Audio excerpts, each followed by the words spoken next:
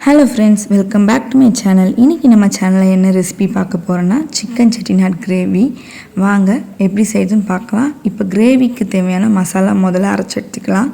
ஒரு கடாயில 2 ஸ்பூன் தனியா, 1/4 ஸ்பூன் சீரகம், 1 ஸ்பூன் மிளகு, 1/4 ஸ்பூன் சோம்பு, 6 காய்ந்த மிளகாய், 2 துண்டு பட்டை, 3 கிராம்பு, ஒரு ஏலக்காய், கல்பாசி சேர்த்து நல்லா கலர் மாறினதும் வறுத்து எடுத்துட்டு ஒரு மிக்ஸி ஜாரில் ஆட் பண்ணி ஆறினதும் நல்லா ஃபைன் பவுடராக அரைச்சி எடுத்துக்கலாம்.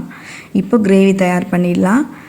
கடாயில் 3 டேபிள் ஸ்பூன் நல்லெண்ணெய் விட்டு ஹோல் ஸ்பைசஸ் பொரிஞ்சதும் சின்ன வெங்காயம் மிக்ஸி ஜாரில் நல்லா கொரப்பாக அரைச்சி எடுத்திருக்கேன். அதை சேர்த்து நல்லா கலர் மாறினதும் கருவேப்பிலை, 2 தக்காளி சேர்த்து நல்லா குழைவாக வதங்கி வந்ததும் 1 ஸ்பூன் இஞ்சி பூண்டு பேஸ்ட் சேர்த்துக்கலாம். சேர்த்து நல்லா 1 நிமிஷத்துக்கு நல்லா வதக்கி விட்டுக்கோங்க. 1/4 ஸ்பூன் மஞ்சள் தூள் அதையும் சேர்த்து நல்லா மிக்ஸ் பண்ணி விட்டு 3/4 கிலோ சிக்கன் ஆட் பண்ணியிருக்கேன். சிக்கனுக்கு தேவையான அளவு சால்ட் போட்டு நல்லா மிக்ஸ் பண்ணி விட்டு குழம்பு மிளகாய்த்தூள் 1 ஸ்பூன் சேர்த்துருக்கேன்.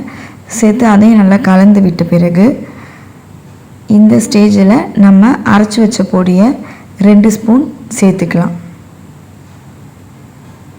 சேர்த்து நல்லா கிளறி விட்டு இப்போ சிக்கன் வேகிறதுக்கு தேவையான அளவு தண்ணி சேர்த்து சிக்கன் நல்லா வேக விடலாம். லோ ஃப்ளேம்லேயே 20 மினிட்ஸ்க்கு நல்லா சிக்கன் குக் ஆகட்டும்.